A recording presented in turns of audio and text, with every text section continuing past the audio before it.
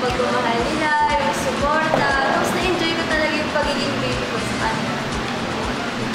Ako naman nung baby ako, nung initiation, gusto kong maging daddy. Kasi parang sarap sa feeling na minaalaga.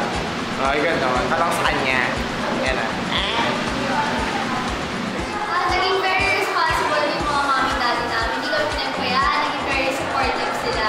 Tapos yung performance namin na kahit hindi ganun ka-polish, binigay namin yung best namin para mapasaya namin yung mga audience. Tara, maganda naman tayo magkasamang mommy and baby.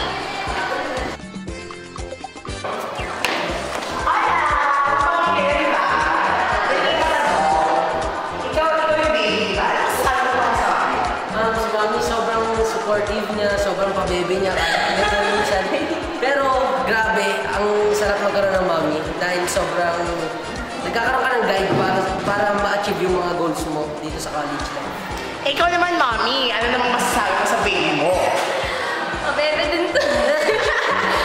Hindi, masaya ako na si Jordan yung naging baby ko kasi kahit na makulit siya, he's able to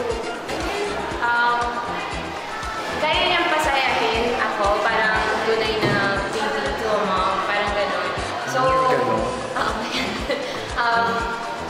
kahit na, yun nga, kahit na makulit, nakikinig naman siya and ever willing to do lahat ng kailangan para truly ma-experience niya yung college life niya and para maging active and involved siya dito sa safety. Eh, baka naman nag-initiation lang yung magiging mag-mommy yung dalawa? Ako, honestly, gusto ko forever na to. Sabi mo forever kasi gusto ko, pag nagpakasal na sila, gusto ko ako pa rin yung magiging bear niya. Yeah.